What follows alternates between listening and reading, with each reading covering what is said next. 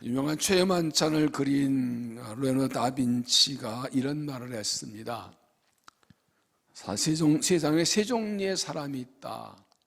보려는 사람, 보여주면 보는 사람, 보여줘도 안 보는 사람. There are three classes of people. Those who see, those who see when they shown, those who do not see. 뭔가를 보려고 애쓰는 사람이 있고, 보여주면 보여주고 아니면 말고 하는 사람이 있고, 보여줘도 안 봐 그런 사람이 있다고. 나는 어떤 사람인가요? 보려고 애쓰는 사람인가요? 보여주면 보는 사람인가요? 보여줘도 안 보려는 사람인가요? 특히 미래에 대해서, 하나님의 뜻에 대해서 미래를 알고 싶어 애쓰는 사람인가? 알려주면 좋고, 아니면 미래는 뭔 그런 소명이 있어. 하나의 뜻에 있어. 하나의 뜻을 알려고 애쓰는 사람인지, 알려주면 좋고 아니면 말고, 뭐 그런 거 필요 있어 하는 사람인지. 특히 미래에 대해서 여러분 어떤 사람입니까? 미래를 보려고 애쓰는 사람입니까? 보여주면 좋고 아니면 말고 하는 사람입니까? 어떤 미래를 보고 알고 싶으려는 사람입니까? 인생을 살아가는 태도는 세 가지가 있습니다. 과거 지향적인 태도, 현재 지향적인 태도, 미래 지향적인 태도.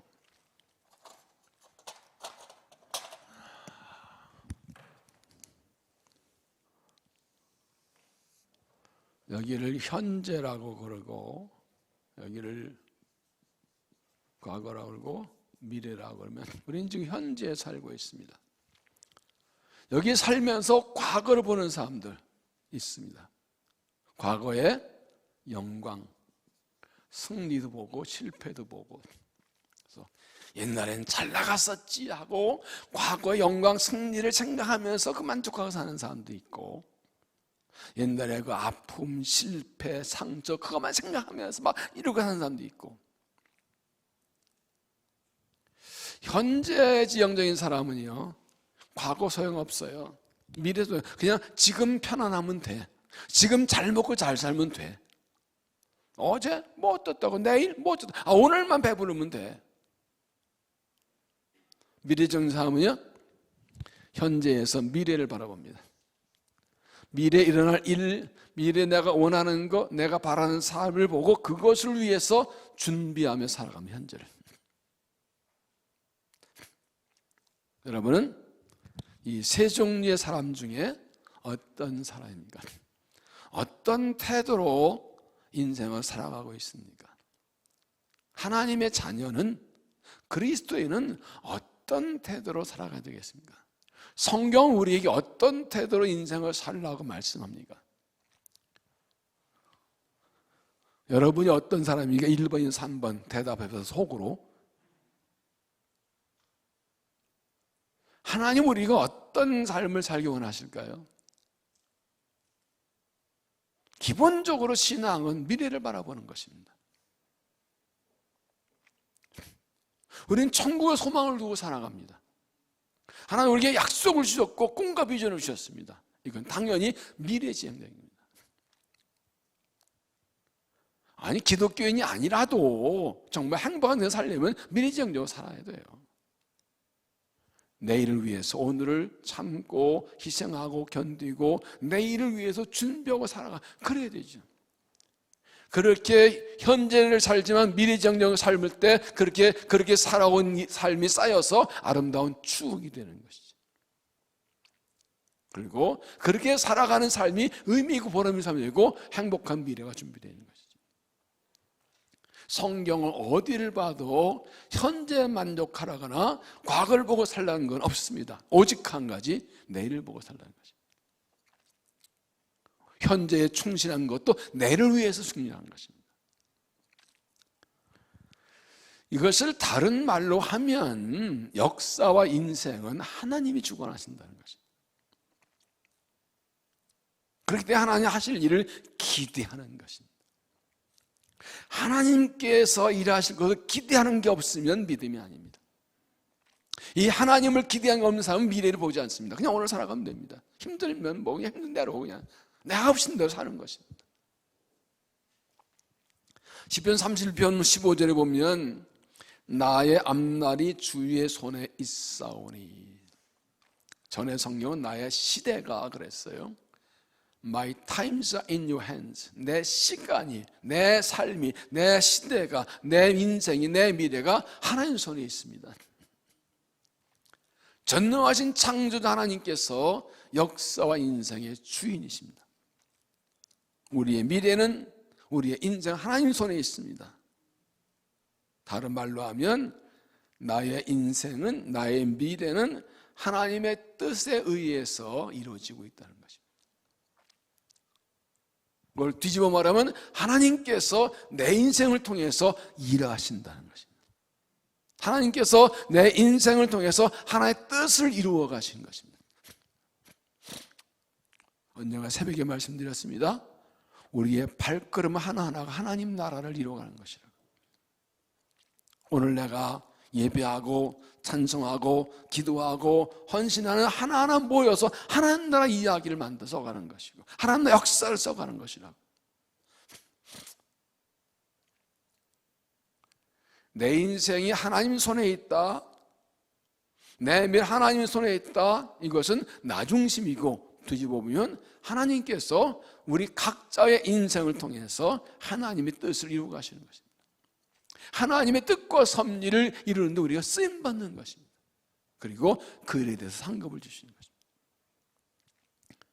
하나님께서 아브라함을 택하시고 아브라함에 약속을 주시고 그 하나님의 약속이 이삭으로 야곱으로 이어져 갑니다. 드디어 이 요셉을 통해서 구체화되기 시작합니다. 요셉의 생각 굉장히 중요합니다. 요셉의 인생 보면 하나님의 손에 있었습니다. 10살까지는 아주 귀공자로 아주 잘 먹고 잘 살았지요. 그리고 10살 하나님이 보인 꿈 때문에 미움받아 성대 팔려서 둘째 애굽의 노예로 나가 바닥으로 떨어집니다. 보디발의 집에 노예로 들어가서 10년 지나다 가정 충무가 되고 또 누명쓰고 감옥에 들어가고 감옥에다 또 배신당하고 결국 이제 애굽의 총리가 됩니다. 그리고 형들을 만나게 되고 오늘 말씀에 보면 이제 아버지까지 다 만나고 또 올라오는 장면이 나옵니다. 결국 이 모든 것들이 하나님의 뜻과 섭리와 역사 가운데 있었습니다. 지난주에 본 말씀 보면 요셉의 형들을 만나고 형들을 용서하고 받아줍니다. 왜 그랬을까요? 살아보니 내 인생이 하나님 손에 있었구나, 하나님 나를 통해 일하시는구나, 이걸 하나님의 섭리를 깨달으니까 용서하셨던 거예요. 그 일조차도 하나님의 섭리 가운데 있었다는 말이죠. 그래서 형들이 달라든지 시험해보고 형들이 다 확인하고 그리고 잘 길 밝힙니다. 그 용서, 여러분 요셉이 형들을 용서하고 받아주는 게 쉬웠을까요? 어려웠을까요? 예? 쉬워서 어려웠어요. 뭘 뻔한 거 물어보냐고요? 어렵지요. 나를 죽이려고 했던 형들인데 아무리 시간 20년 지났어도 어떻게 잊을 수 있고 용서가 됩니까? 이 뒤에도 말씀드리겠지만 그렇게 할 수 있는 것은 그동안 요셉과 하나님과의 관계가 분명히 있어요. 하나님과의 관계를 붙들고 살아오면서 그 많은 고난점에서 하나님의 역사하심을 알았기 때문에, 하나님의 뜻에 따라 알기 때문에 이걸 깨달아 용서한 것입니다. 앞에 5절을 보면 아주 중요한 말씀이죠. 이게 요셉의 생애에서 아주 전환점 된 중요한 말씀이죠. 당신들이 나를 이곳에 팔았다고 해서 근심하지 마소서, 한탄하지 마소서. 하나님이 생명을 구원하시려고 나를 당신 먼저 보내셨나이다. 하나님이 큰 구원으로 당신의 생명을 보존하고 당신의 후손을 세상에 두시려고 나를 당신 먼저 보내셨나이다. 그런즉 나를 이루어내신 이는 당신들이 아니라 하나님이십니다. 이 굉장히 중요한 것입니다. 이해할 수 없는 고통, 말로 다 할 수 없는 환난과 절망, 정말 말도 안 되는 거 배신과 절망을 당했을 때에 정말 원망불평하고 다투고 싸우고 할 수 있었지만 돌아보니 하나님이 하신 일이었다. 나를 판 것은 당신이지만 실제로 나를 보내시면 하나님이십니다. 나에게 고난을 주고 아픔을 주고 나를 괴롭혀하고 찌르고 환난을 미루는 사람 당선이지만 그건 하나님이 하신 일이었습니다.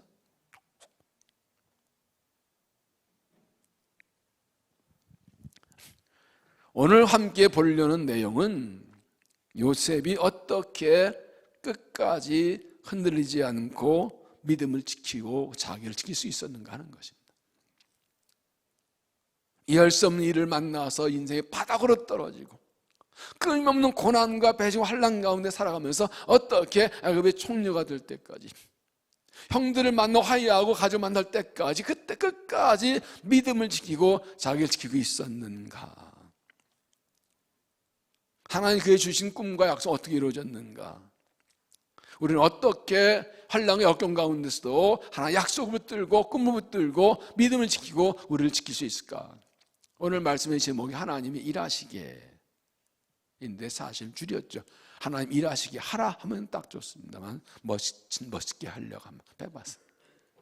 하나님 일하시게, 하나님께서 일하시게 하는 게 믿음입니다.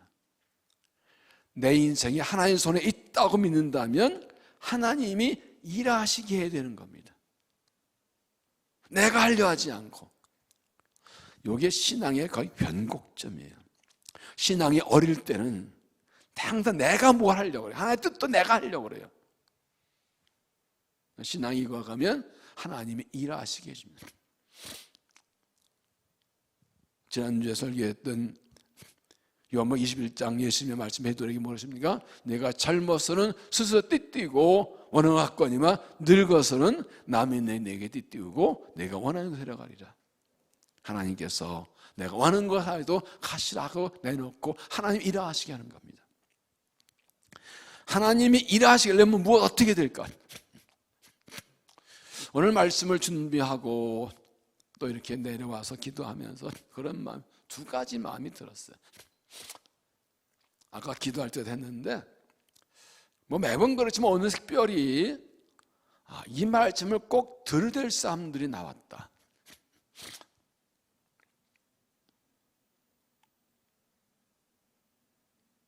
못 하던지 내가 지금 영어로 했어? 근데 왜 아멘을 안 해요? 일본말로 했어요? 왜 아멘을 안 해? 하나님께서 내게 주실 말씀이 있어 오늘 부르시고, 혹시 명담은 여러분에게 오늘 말씀 은혜 주실 수 있습니다. 또 하나는 좀 방해가 있겠다. 하나님 은혜 주실 때 이거 은혜 못 받게 하는 방해가 있겠다. 그런 생각이 확 들었어요. 집중 못하게 하고, 말씀 받지 못하게 하고, 딴 생각 듣게 하고. 아마 오늘 꼭 나와야 될 사람인데 그 방에 걸려 못 나온 사람도 한두 명 있을지 모르겠다는 생각이 든다만 생각할 수 있다고. 말하고 지금 들어올 때 좀 가만히.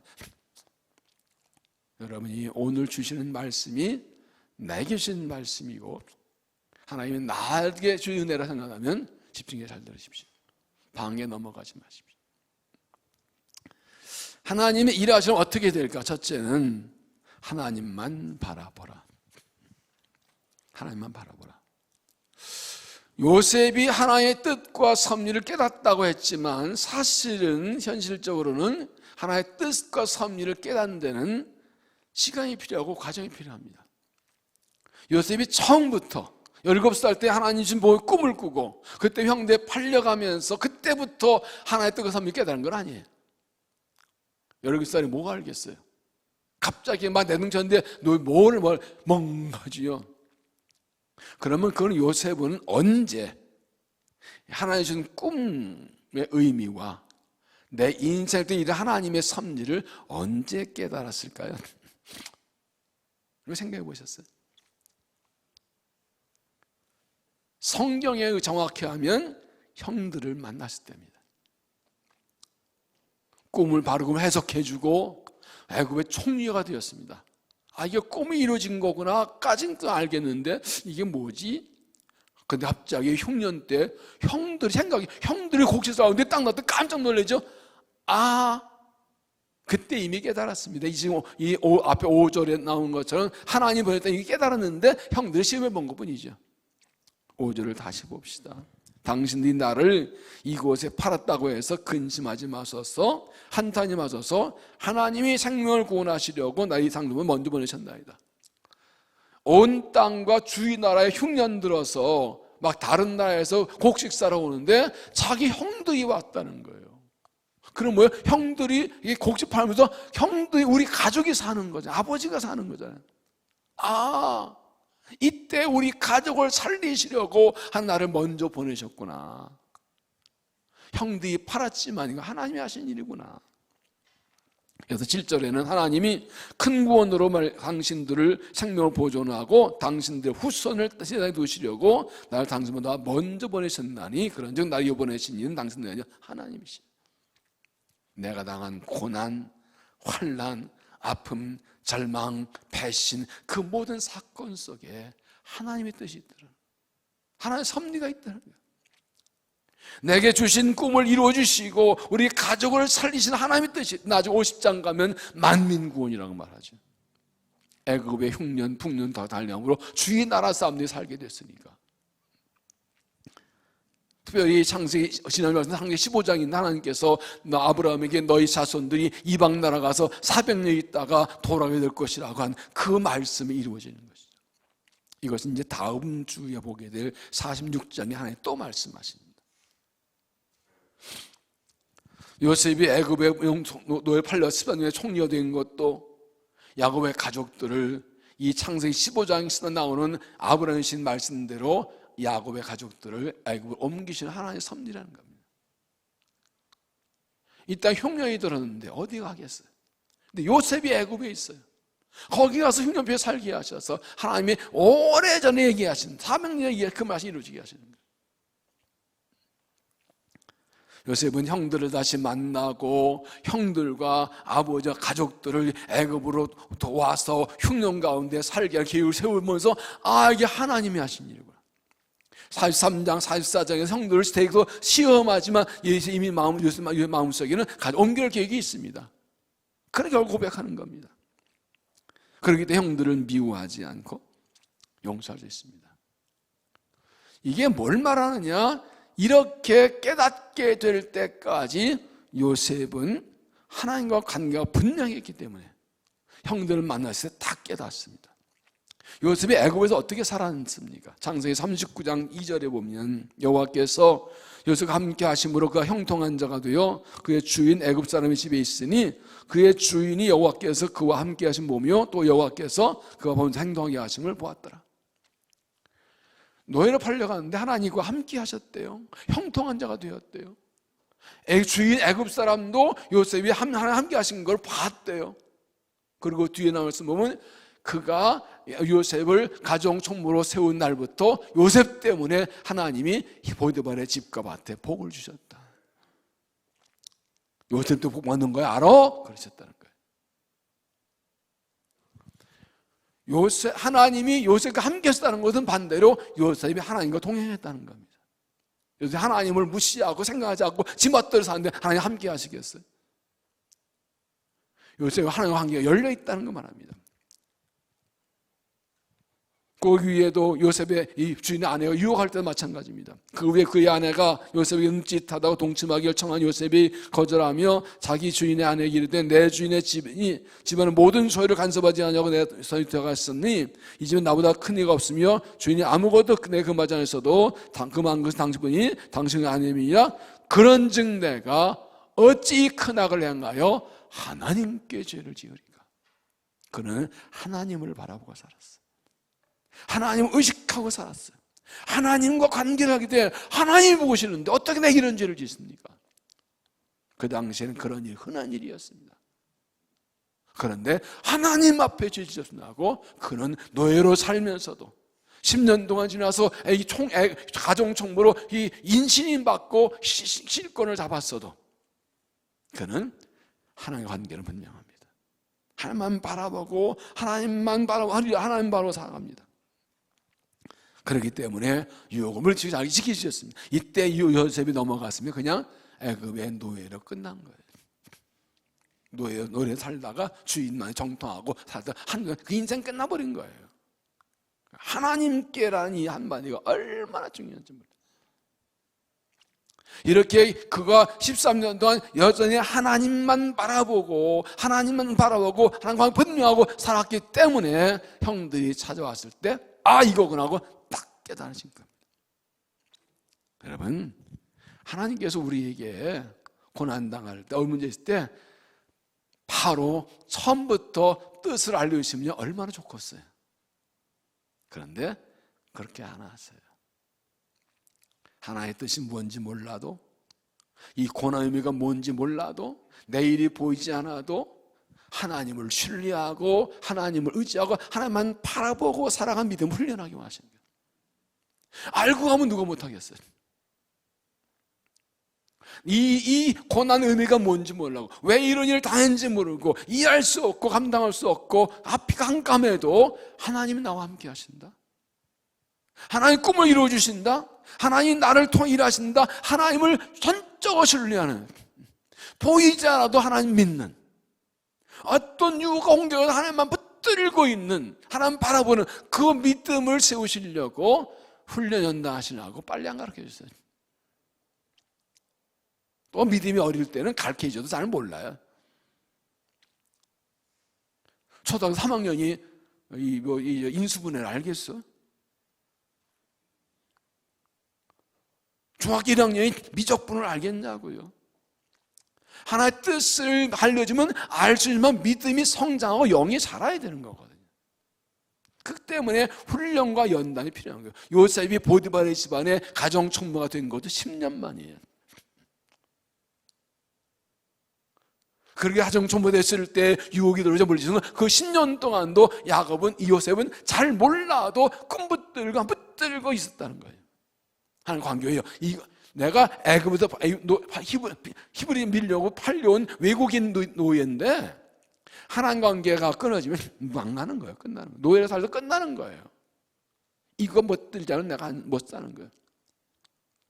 믿음의 사람은 힘들고 어려울수록 악하고 힘든 하나서 하나님 막 붙듭니다. 내일이 뭔지 주는 뭔지 몰라도 중요한 거 그 하나 붙들고 살아내가 사는 거예요.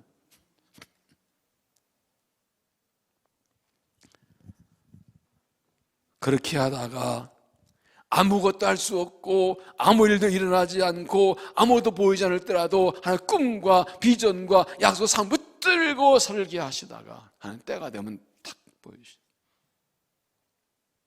하나님 일하시는 게 그래요. 그때까지 믿음을 지킬 수 있는, 그때까지 하나 붙들고 있는 거예요. 그게 쌓여서 그때는 한마디 하면 딱 깨닫죠. 훈련과 연단된 사람들은요 100마디도 못 알아들어요. 근데 훈련된 사람들은 한마디 하면 딱 알아들어요. 이게 영적 훈련이 필요한 거예요. 마가복음 4장 20절에 보면 또 이르시되 하나님의 나라는 사람이 씨를 땅에 뿌린 것 같으니 그가 밤낮 작업게 가는 중에 씨가 쌓아서 자라게 되어 어떻게 그리든지 알지 못하느니라. 땅이 스스로 열매를 맺되 처음에는 싹이요 다음에 이삭이요 그 다음에는 이삭의 충실한 곡식이라 열매가 익으면 곧 낫을 되나니 이는 주사할 때 이랬습니다. 농부가 씨를 뿌리고 잡니다. 그러면 그 밤새 씨가 싹이 나고 자랍니다. 도대체 이놈의 씨가 어떻게 싹이 나는지 농부는 모릅니다. 씨를 심어놓으면 한 장 기다려 싹이 납니다. 이게 싹이 난다 금방 또 시간 걸려 자라나고 그 다음에 맺습니다. 하나님 나라는 예 복음의 씨가 뿌려지고 하나 역사 시작됐는데 처음에는 잘 보이질 않아요. 은혜 받았는데 뭐 당장 뭐가 바뀌진 않아요. 시간이 걸리고 과정이 필요해요. 그래도 붙들고 하나님 약 붙들고 씨앗을 바라보며 기도하며 믿고 기다리면 이게 싹이 나고 자라고 열매 맺고 거두게 된다는 것이죠. 중요한 것은 그때까지 하나님이 보이지 알릴 때까지 흔들리지 않고 하나님 바라보고 하나님 붙들고 있는 믿음이에요.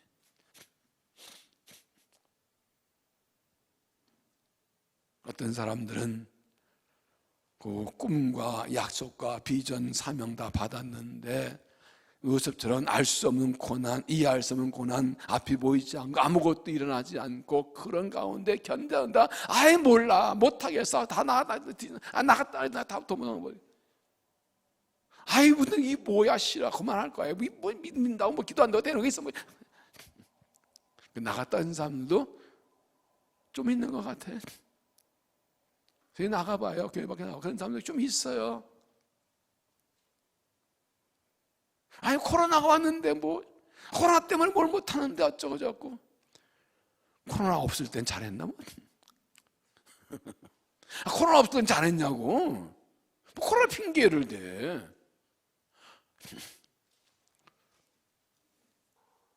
어제 새벽인가 말씀드렸나요?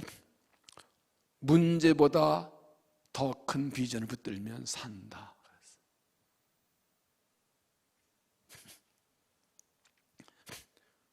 문제 많아요.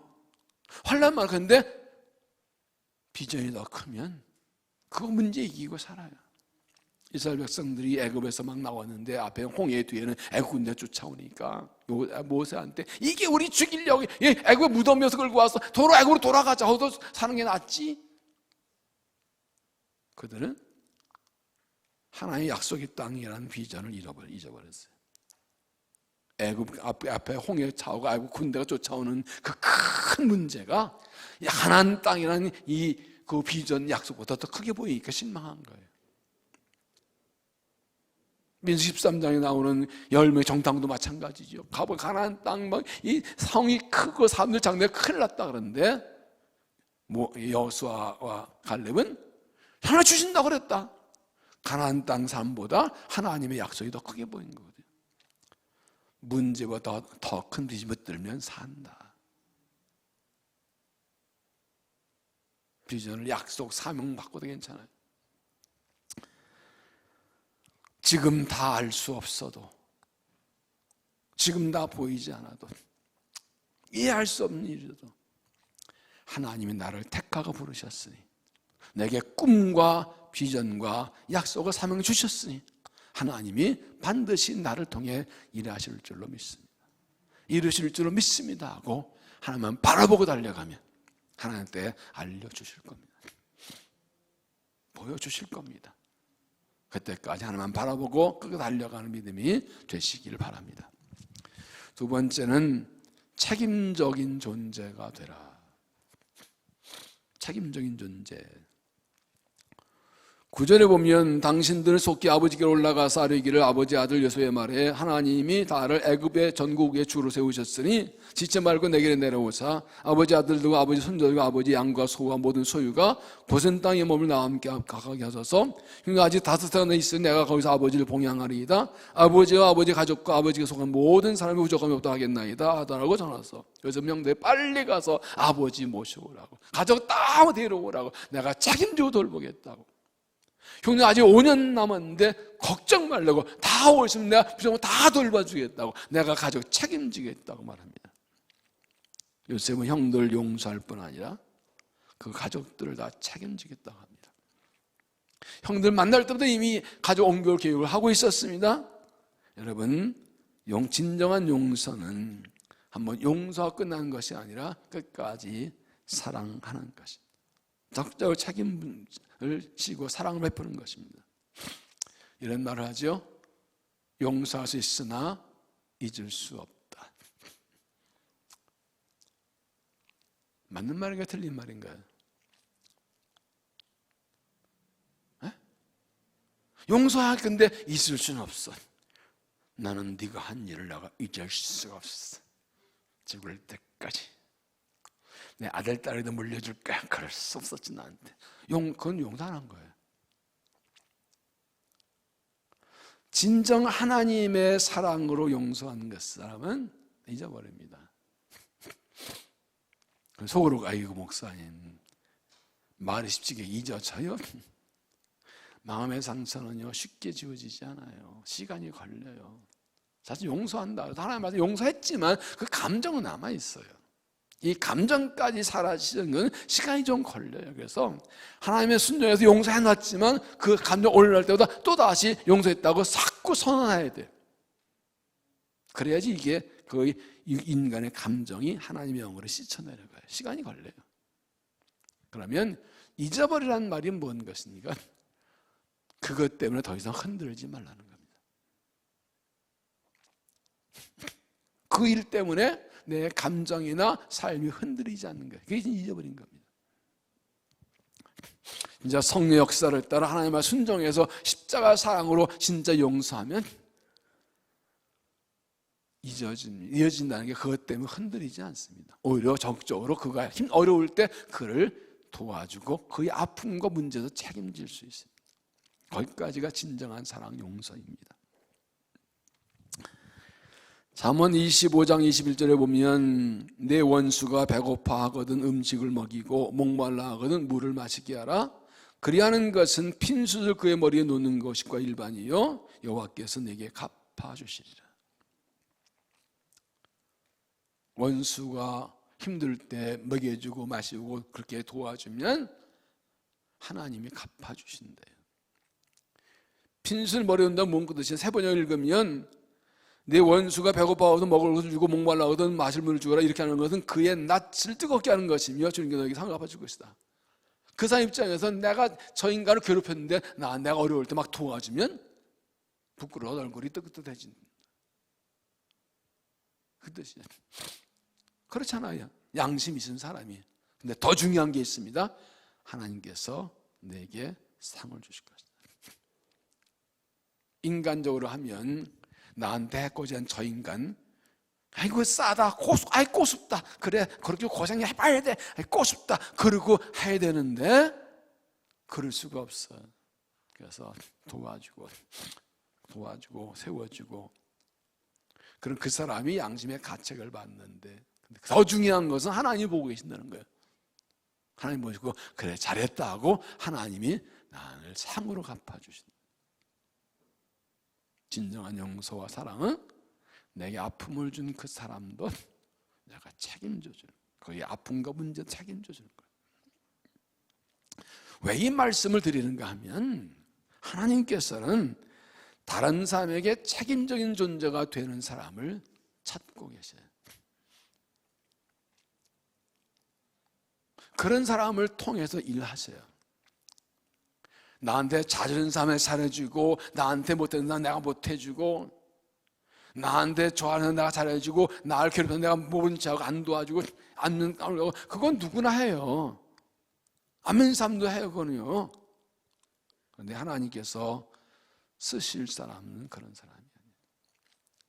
요셉이 형들의 잘못을 하나의 뜻을 알고 용서하고 그 형들의 모든 가족을 다 책임져 주는 것처럼 다른 사람의 아픔과 문제를 책임져 줄 수 있는 그런 사람들을 하나님께서 찾으시고 그들을 통해서 하나의 뜻을 이루고 가시고 하나의 도구로 쓰신다는 거죠.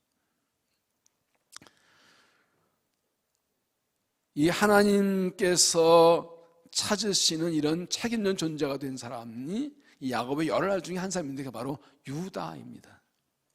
유다는 이 계속 43장 4절 보면 계속 책임적인 존재로 살아요. 요셉이 형들을 만나서 형들을 시험하기 위해서 당신들 정탐꾼이지? 라고 몰아붙입니다. 아니라고 막 가서 동생 데려와야 된다고. 갔다가 다시 이제 조금씩 떨어져 두 번째 살아 올라올 때 야곱이 못 데려간다. 내 아들 요셉도 죽었는데 비냐민도 죽으라고 할 때 유다가 이렇게 말합니다. 43장 8절에 유다가 그의 아버지 이스라엘에게 이르되 저 아이를 나와 함께 보내시면 우리가 고가리니 그러면 우리 아버지와 우리 아들들이 다 살지 아니리이다. 내가 그를 위해 담보가 되오리니 아버지께서 내 손에 그를 찾으소서. 내가 만일 그를 내 아버지께 데려다가 아버지 앞에 두지 않으면 내가 영시를 지리다. 베냐민을 반드시 살려도록 하겠다고 해서 자기를 담보로 내놨습니다. 내가 내 목숨 걸고 책임지겠습니다 하는 말입니다. 두 번째 요셉이 형들이 변형하게 왔을 때 다 대접하고 그리고 거꾸로 이제 또 시험하기 위해서 베냐민의 곡식 자루에다가 은잔을 넣고 또 이 도둑을 몰아붙입니다. 또 시험하는 거죠.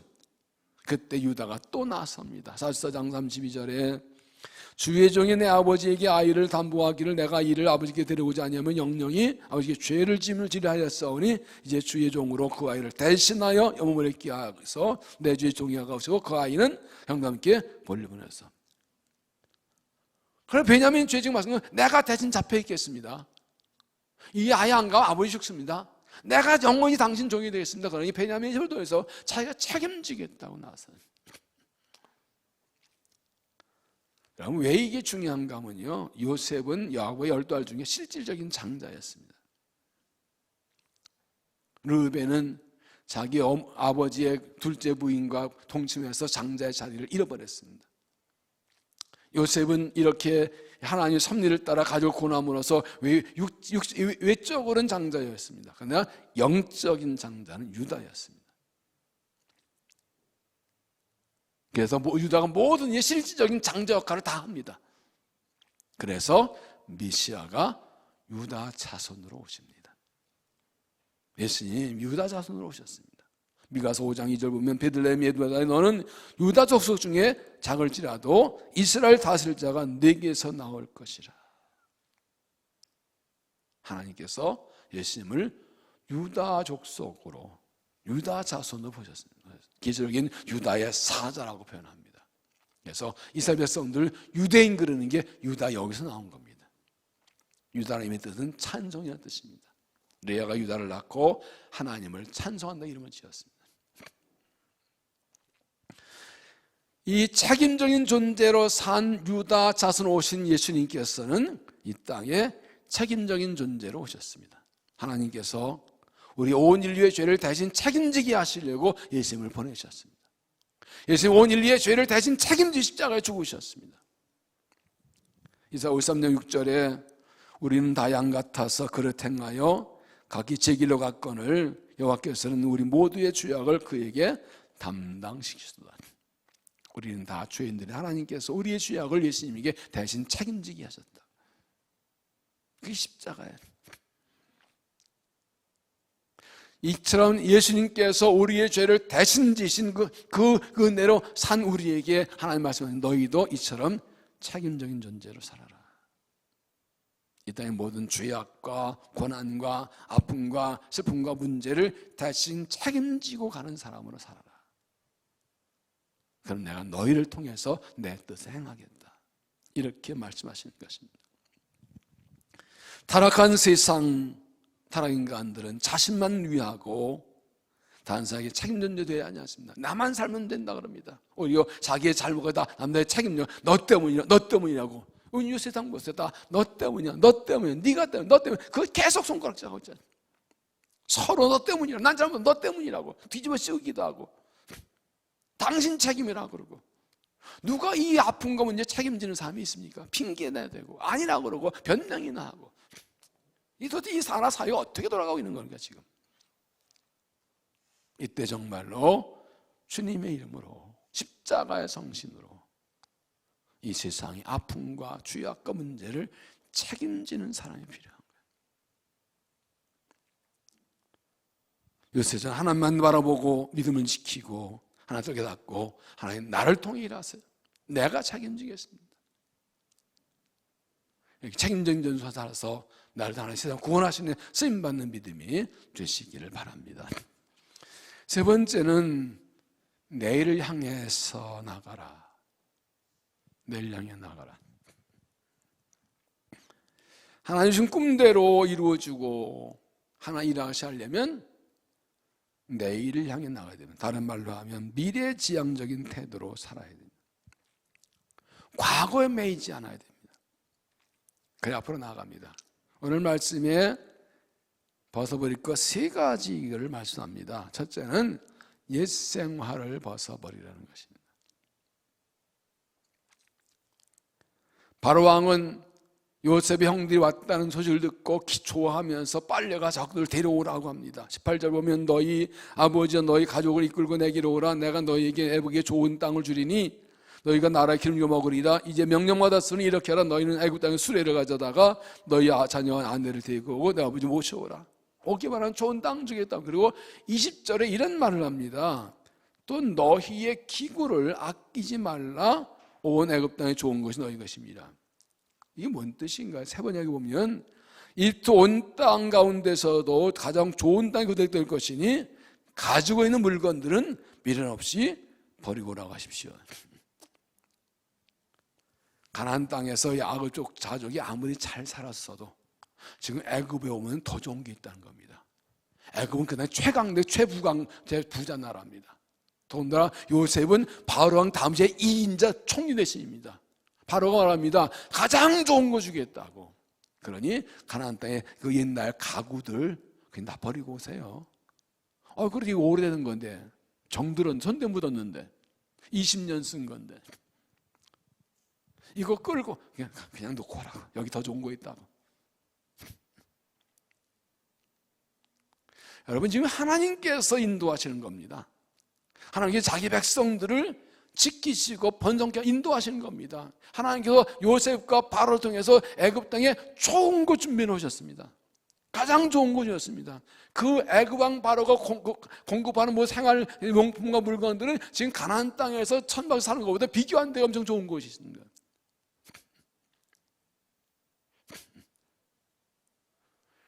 한 끼에 15만 원짜리 뷔페 먹으러 가는데 집에서 쓰던 그 찌그러진 양은 그릇 가지고 그런 숟갈 들고 가시겠어? 가면 다 좋아요. 하나님께서 예비하신 새로운 은혜를 받으려면 일생활을 버리는 거예요.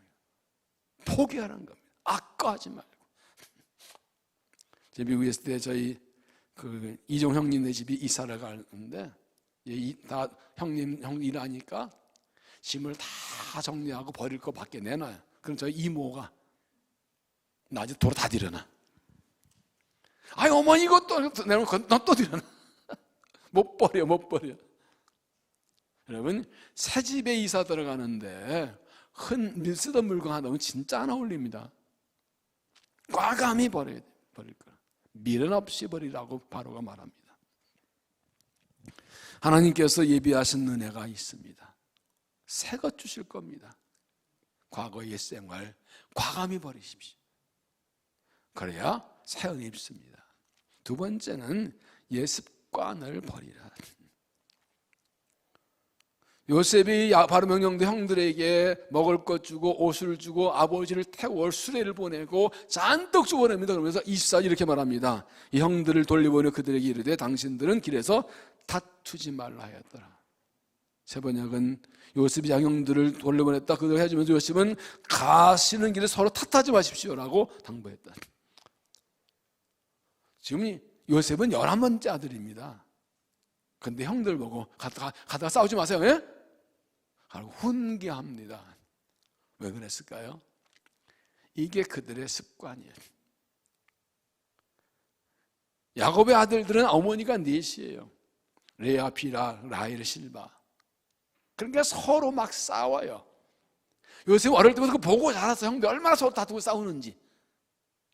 더군다나 이렇게 요셉이 팔아먹었다가 살아났고 애가 총리 됐고 그러니까 가면서 거봐 그때 내가 팔지 말라 그랬잖아. 너 때문이야. 다 싸우게 뻔한 거야 지금. 또 핑계대고 탓하고 너 때문이었어. 네가 그랬잖아 그러고. 더군다나 베냐민에게 아주 그냥 엄청 막 팍 쏟아졌거든요. 옷 5벌에다 은사입니다. 베냐민 특별히 대우했거든요. 그러니까 저 새끼는 뭔데 또 그렇게 많이 우리 모두 많이 받아? 질투하고 싸울까봐 싸우지 마세요. 가서 누구 탓하지 마세요 하고 딱 잡아. 그러니까 요셉이 지금 막내 아들이지만 막내 동생이지만 애국의 총리잖아. 네. 여러분, 이 스님이 아주 주는 게 무엇입니까? 하나님의 은혜로 용서받은 사람들은 단 한 사람을 용서하며 살아야 된다. 이제 다르게 살아야 된다. 여전히 그 툭하면 다투고 싸우는 그런 건 버리고 살라고. 너 때문이라고 하는 거 좀 버리고 살라고 이제. 툭하면 자꾸 싸우고 네 너 때문이라고 뭐 툭하고 왜 그러냐? 용서받았으면 이제 다르게 살아야지. 이제 애굽 땅에 살 건데 이제 농사할 건데 해내면 이제 다 그렇게 살아야지. 고린도서 3장 13절에 보면 누가 누구의 불만이 있거든 서로 용납하여 빚자 용서하되 주께서 너를 용서한 것 같이 너희도 그리하고 이 모든 사랑을 더하라 이는 온전함에는 띠니라. 우리 다 죄인 똑같은 죄인들인데 똑같이 죄 용서받았으니 그 사랑받은 데 서로 용서하고 사랑하며 살아가요. 귀상 사람처럼 다투고 싸우고 탓하고 이런 거 다 버리고 옛 습관을 버려야 새 은혜 입을 수가 있어요. 세 번째는 내일만 바라보고 생각하라. 내일만 바라보고 생각하라.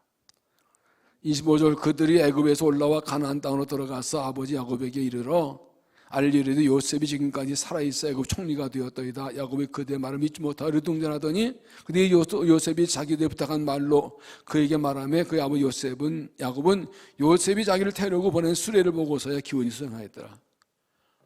갑자기 아버지 요셉이 살아있어요. 뭔 소리야? 니네 죽었다 그랬잖아. 아니 애굽의 총리예요. 맑은 소리라. 이게 뭔 소리야? 멍하죠. 말도 안 되죠. 요셉이 한 말과 요셉은 수레를 보고서야 그제야 믿고 여기서 살았다고 힘을 얻습니다. 그런데 그 다음 절이 중요합니다. 28절 이스라엘이 이르되 조카도다. 내 아들 요셉이 지금까지 살아있으니 내가 죽기 전에 가서 그를 보리라 하더라. 조카도다. 만족하다. 여러분 이 상황 생각해 보세요. 요셉이 가장 사랑하는 아들 요셉이었어요. 형들한테 보냈는데 그 마음이 없어졌어요. 심지어 죽었다네? 포격이 20몇 년을 살았는데 살아있다네? 그러게 뭐예요? 저놈들이 거짓말한 거잖아요. 예? 저 아들들이 아버지 속인 거죠. 20년 동안. 너희들 일로 와봐. 하는데 여기 확실히 어떻게 죽었다니 살아있어. 솔직히 해봐. 네 죽은 거 본 거야? 따질 수 있었습니다. 엄마 열받아요. 그렇잖아요. 이것들이 어떻게 안 죽어도 거짓말하고 20년 아버지 속이고 말 이거 따져야 될 거 아니야? 예? 청문회해야 된다고. 과거사위원회 여러 가지 따지고 해야 된다고 이거. 벌 주고 감옥 집어넣어야 된다고 이거. 근데 안 말하지 않습니다. 됐다. 가서 요셉 만나면 됐다. 다 압니다. 벌써 한마디. 저것들이 날 속였구나. 저것들이 요셉을 시기해서 죽이려고 그랬던 거구나. 그런데 살아있으니 가서 요셉을 만날 거면 생각하고 과거는 생각하잖아요. 그거 지금 따져도 뭐 하겠냐고요. 이게 굉장히 중요합니다. 과거 따지고 있다가 미래를 놓쳐요. 죄진 거를 묵인하고 봐주란 얘기가 아니에요. 그건 하나님이 하실 일이고, 지금 하나님이 은혜 주셨잖아요. 아들이 살아있대잖아요. 오래잖아요. 거기 가서 한대죠. 애굽 총리 됐대잖아요. 이제 다음 장 보겠지만 여러분 하나님의 뜻을 하나님의 뜻을 깨닫습니다. 됐다. 내가 살아있어서 요셉을 볼 수 있으니 죽어도 한이 없다. 그리고 딱 더 이상 과거를 묻지 않습니다.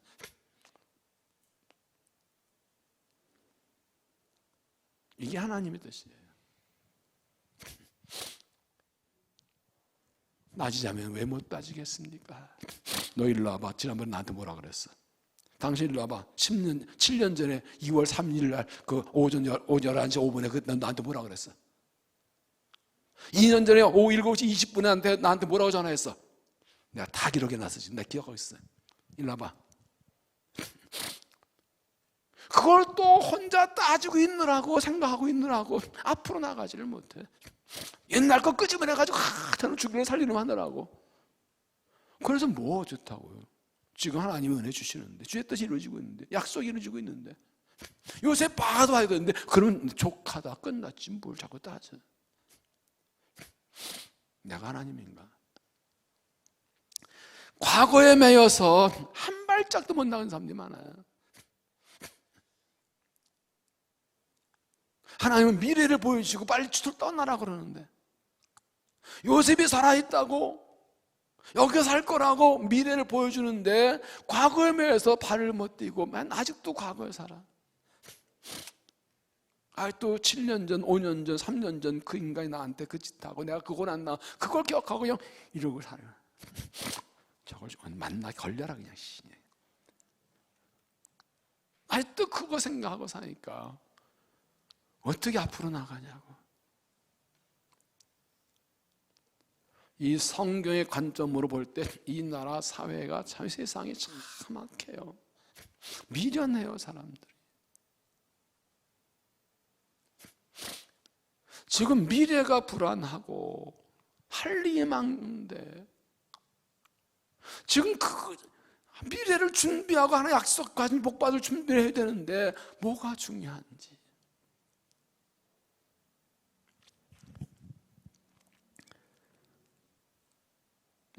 야곱의 생각은 무엇입니까? 중요한 것은 어제가 아니라 내일이다. 과거가 아니라 미래가 중요하다.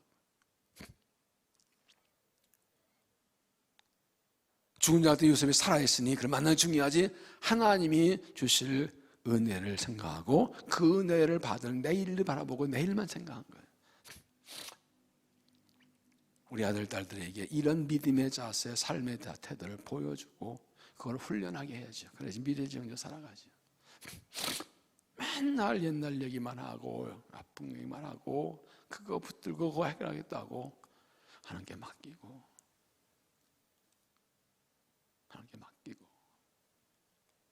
하나님 때가 다 해결해 주시지만 그거 안 따져도 하나님이 다 갚아주시는데, 하나님이 회복해 주시는데, 하나님이 은혜 주시는데, 이게 얼마나 이거 확실히 알면요 그거 별거 아니에요. 하나님께서 약속대로 꿈대로 이루어지시고 회복시킨 것을 내가 보면 알면 그거 그렇게 중요하지 않아요. 요셉이 형들이 자기를 팔아먹은 거 하나님 주신 꿈대로 야곱의 총리가 되고 나를 통해 가족들이 구원받게 되고 생각하니까 그건 별거 아니고 안 따졌어요. 형들이 나 왜 팔아먹냐고 안 따졌어요. 빨리 가족들 오라 살려고 미래의 계획만 얘기했지.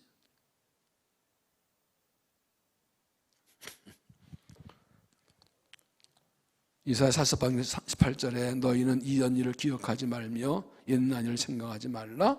보라 내가 새를 향하리니 이제 나타날 것이라 너희가 그것을 알지 못하겠느냐. 반드시 내가 광야의 길을 사막의 강을 내리니. 하나님께서 그들을 통해 그에게 새를 향하시겠대요.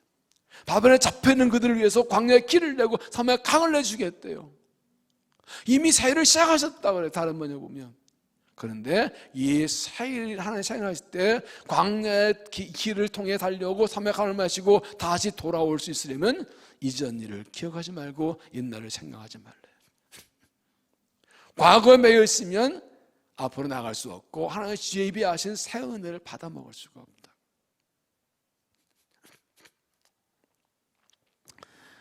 다 속으로 아멘 하시는 거 알아요?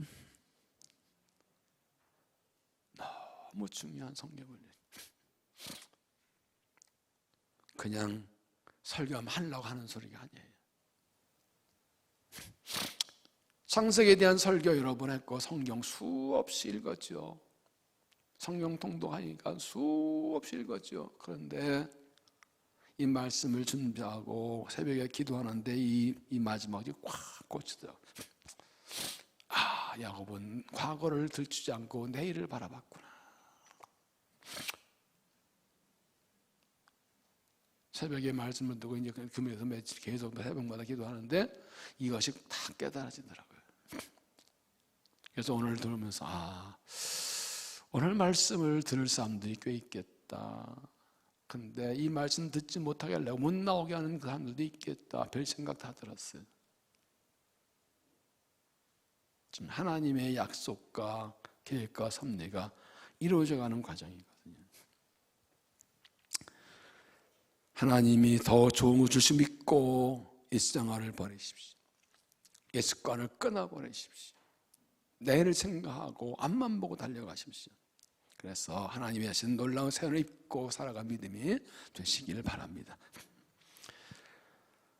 메이블 뉴컴버라는 사람이 이런 말을 했습니다. 중요한 것은 목적지 얼마나 빨리 가는가가 아니라 그 목적지가 어딘가이다. It is more important to know where you are going than to get there quickly. 빨리 가는 것보다 어디로 가는가 중요하다. 빨리 가도 목적지를 모르면 방황이지 뭐 그거야. 그죠?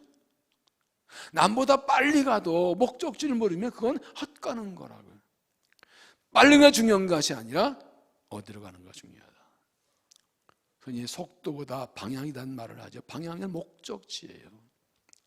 내가 어디로 가는지를 알아야 돼요.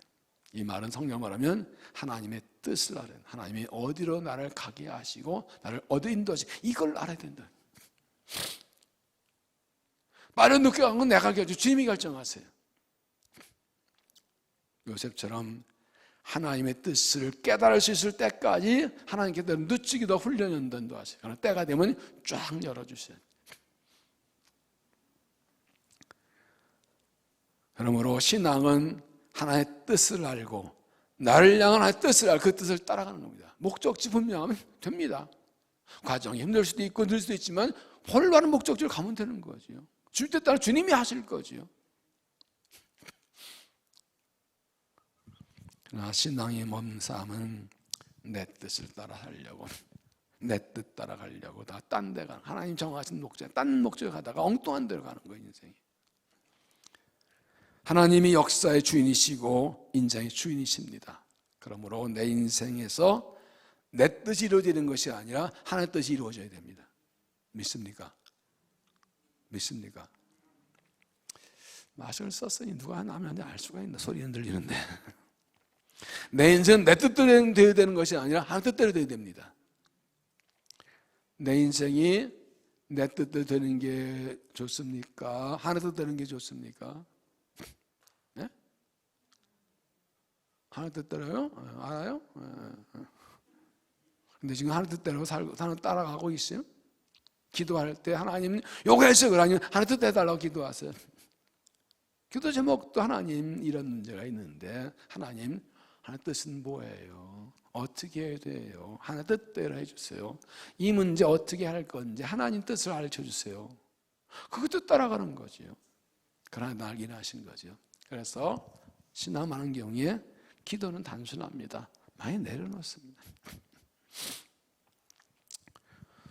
요셉은 하나님이 보여준 꿈 때문에 고통의 세월을 보냈습니다. 그러나 하나님을 바라보고 믿음지키고 하나님 주신 꿈대로 이루어주셨고 그를 통해서 뜻과 소망을 이루셨습니다. 하나님 우리에게 꿈을 주시고 비전의 약속을 주십니다. 중요한 것은 하나님께서는 나를 통해 내 인생을 통해서 하나의 뜻을 이루기를 원하십니다. 요새 보여주신 꿈은 그걸 개인을 꿈이 아니라 하나님께서 아브라함과 이삭과 야곱에게 주신 그 약속과 꿈과 섭리를 이루시기 위한 것이었습니다. 요셉은 그 당시에 알 수 없고 이해할 수 없었지만 하나님을 붙들고 있었기 때문에 하나님께서 그를 통해 일하시는 것입니다. 여러분, 하나님이 일하시게 하십시오. 내 인생을 통해 하나님 일하시게 하십시오. 나를 통해 하나님 일하시게 하십시오. 그러게 하려면 하나님만 바라보십시오. 내일 알 수 없어도 이해할 수 없는 일이 일어나도 앞에 보이지 않고 할 수 있는 게 없어도 하나만 바라고 하나님과 관계 붙들고 있으면 하나님께서 보여주고 알려주십니다. 그렇게 자신을 지키고 믿음을 지키십시오. 하나님과 관계 분명히 하십시오. 힘들어질 때 매일매일 하나님께 예배하고 기도하고 말씀 읽고 순종이 하나가 얼마나 중요한지. 요셉이 10년 동안 보디발 집에서 지내면서 그 많은 일들을 하면서 의미 없이 보였지만 하나님께 함께 하셨고 10년이 되자 그를 세우셨습니다. 지금 나의 말 한마디, 기도 한마디, 찬송 한마디, 나의 순종 하나, 이 모든 것이 하나님의 뜻을 이뤄가는 과정입니다. 책임진 존재가 되십시오. 내가 만든 하나님의 은혜를 입은 사람들로서 다른 사람의 아픔을 책임져, 요셉이 가족을 책임진 것처럼 예수님 그를 책임진 것처럼 은혜 입은 사람으로 다른 사람의 아픔을 모른 채 하지 않고 책임진 존재가 되면 하나님께 나를 통해 사람들을 구원하시는 것입니다. 내일 향해 나가십시오. 과거에 매이지 말고 앞으로 나가십시오. 옛생활 버리고 옛습관 끊어버리고 과거를 들추려 하지 말고 앞만 보고 달려가서 예비하신 새 하늘을 입는 믿음이 되시기를 바랍니다. 전에 말씀드린 거 다시 봅니다. 시편 15절 나의 앞날이 주의 손에 있사오니. 이 짧은 간골이 참 중요합니다. 우리 인생 하나님 손에 있습니다. 우리 인비는 하나님의 손에 있습니다. 하나님께서 나와 내 인생 통해서 하나님의 뜻을 이루어 계십니다. 내가 뭐라고 내가 뭐 어떻다고, 내가 뭔 존재라고, 내가 뭐 대단하다고. 아니요. 하나님께서 우리 모두를 각자의 은사와 재능을 따라서 쓰셔서 지금 하나님의 뜻을 이루고 가십니다. 나를 통해, 내 가정을 통해, 내 자녀를 통해, 우리 교회를 통해 하나님 일하고 계십니다. 하나님 신뢰, 하나님을 아끼면 하나님께서 일하시고 복을 주실 것입니다. 하나님께 맡기고 하나님 신뢰하고 따라가서 일하시면 쓰임받고 약속의 복을 받는 믿음 될 수 있기를 주의 이름으로 축원합니다. 기도하겠습니다. 하나님, 다시 한번 고백하고 하나님을 찬양합니다. 우리의 삶이 하나님 손에 있음을 고백합니다. 하나님께서, 창조주 하나님께서 역사의 주관자이시고 내 인생의 주인을 고백하며 하나님을 신뢰하고 의지합니다. 어린 요셉을 통하여 꿈을 주시고 일하셔서 약속과 뜻을 이루신 하나님, 우리의 삶을 주께 온전히 맡겨드리오니 우리를 주장하셔서 주의 뜻 이루시고 약속을 주시고 영광을 받아 주옵소서. 이 밤에 말씀을 들고 찬양 기도할 때 성령을 부어주시어서 약속이 분명해지고 믿음이 분명해지고 결국 분명해져서 일하심에 쓰임받도 나가도록 도우시고 새 은혜를 더하여 주시옵소서. 예수님 이름으로 기도하옵나이다. 아멘.